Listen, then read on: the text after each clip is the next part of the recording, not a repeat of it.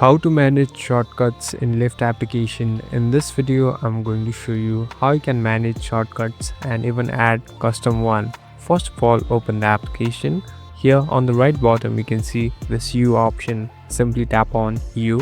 Now on the top, you'll be able to see view profile. Simply tap on view profile. So these are the profile settings. Now slowly scroll down.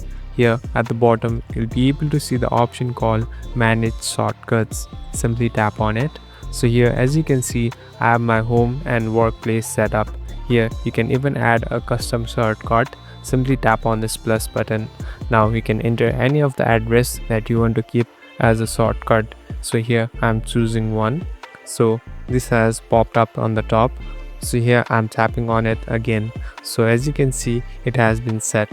Thank you for watching this video. I hope this video will help you.